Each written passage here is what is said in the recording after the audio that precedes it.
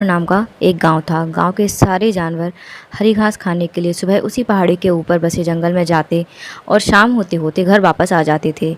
हर दिन की तरह लक्ष्मी नाम की एक गाय अन्य गायों के साथ उसी पहाड़ी के जंगल में घास खाने के लिए गई थी।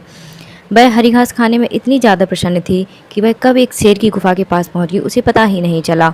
शेर अपनी गुफा में सो रहा था और वह पिछले 2 दिनों से भूखा भी था। जैसे ही लक्ष्मी शेर की गुफा के पास पहुंची, गाय की खुशबू से शेर की नींद खुल गई। वह धीरे धीरे गुफा से बाहर आया और गुफा के बाहर गाय देखकर खुश हो गया। शेर ने मन ही मन सोचा कि आज तो 2 दिन की भूख मिट जाएगी। वह इस तंदुरुस्त गाय का ताज़ा मांस खाएगा। यह सोचकर उसने एक तेज दहाड़ लगाई। लक्ष्मी शेर की दहाड़ सुनकर डर जाती है। जब वह अपने आसपास देखती है तो वहाँ दूर दूर तक उसको कोई भी दूसरी गायें दिखाई नहीं देती।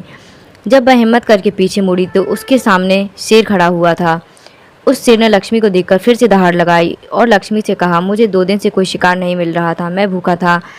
शायद इसलिए भगवान ने मेरा पेट भरने के लिए तुझे मेरे यहाँ पर भेजा है। आज मैं तुझे खाकर अपनी भूख मिटा लूँगा।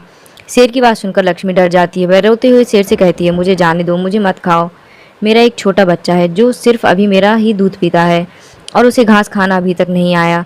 लक्ष्मी की बात सुनकर शेर हंसते हुए कहता है, तो क्या मैं अपने हाथ में आए शिकार को ऐसे ही जाने दूँ? मैं तो आज तुझे खाकर अपनी 2 दिन की भूख मिटाऊंगा। शेर के ऐसा कहने पर लक्ष्मी उसके सामने रोने लगी और विनती करती हुई कहती है कि आज मुझे जाने दो। मैं आज अपने बछड़े को आखिरी बार दूध पिला दूंगी और उसे बहुत सारा प्यार करके कल सुबह होते ही तुम्हारे पास आ जाऊंगी। फिर तुम मुझे खा लेना और अपना भूखा पेट भर लेना। शेर लक्ष्मी की यह बात मान जाता है और धमकी देते हुए कहता है, अगर कल तू नहीं आई तो मैं तेरे गाँव आऊँगा, फिर तुझे और तेरे बेटे दोनों को खा जाऊँगा। लक्ष्मी शेर की यह बात सुनकर खुश हो जाती है और शेर को अपना वचन देकर गाँव वापस चली जाती है।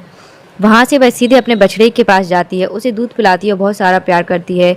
फिर बछड़े को शेर के साथ हुई सारी घटना बताती है और कहती है उसे अब अपना ख्याल खुद ही रखना होगा।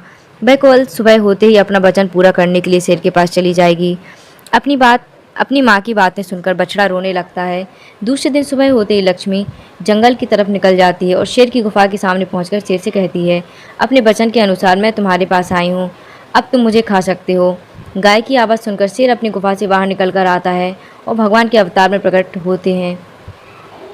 वह लक्ष्मी से कहते हैं, मैं तो बस तुम्हारी परीक्षा ले रहा था, तुम अपने वचन की पक्की हो, मैं इससे बहुत प्रसन्न हूँ।